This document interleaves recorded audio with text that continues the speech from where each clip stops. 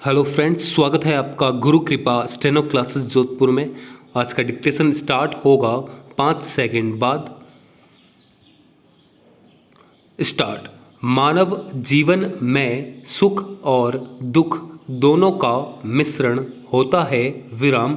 सुख की अवस्था में मनुष्य उसके मद में उन्मुक्त रहता है, तो दुख की जरा सी दस्तक के बाद उसके कारणों की विवेचना में जुट जाता है। विराम। यह सच है कि सुख और दुख एक ही सिक्के के दो पहलू है। विराम।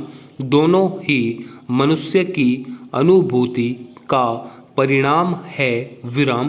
प्राय अनुकूलताओं में सुख और प्रतिकूलताओं में दुख महसूस करना मनुष्य का स्वभाव है। विराम।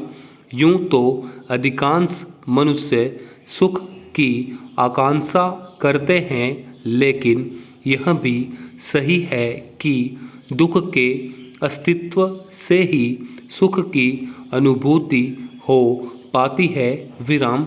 वास्तव में ये जीवन के दुख ही है जो व्यक्ति के पैर जमीन पर टिकाए रखते हैं। विराम।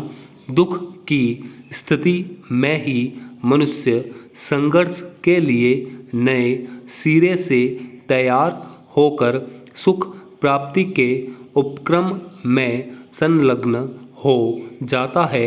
विराम। पैरा।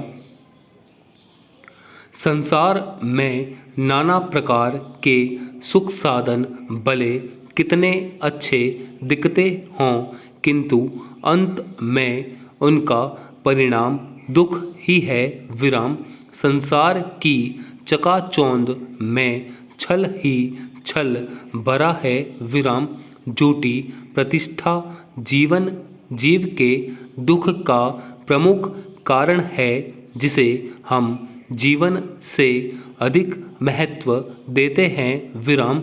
जैसे कोई वस्तु या विषय जिसे हम अपने लिए अत्यंत महत्वपूर्ण मानने लगते हैं, और प्राय वही हमारे जीवन में दुख का कारण बनता है। विराम।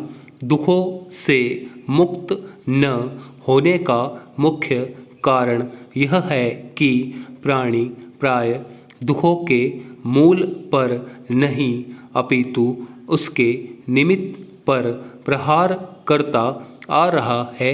विराम। दुख का मूल कारण है कर्म, और कर्म का मूल कारण है राग, द्वेष और मोह। विराम। दुख को मिटाना है तो उसके मूल कारण राग, द्वेष और मोह को मिटाना होगा। विराम। इनके कारण ही जन्म, जरा, मृत्यु और रोग आदि दुख उत्पन्न होते हैं। विराम। जहाँ तक मोह है, वहाँ तक दुख आते रहेंगे। विराम।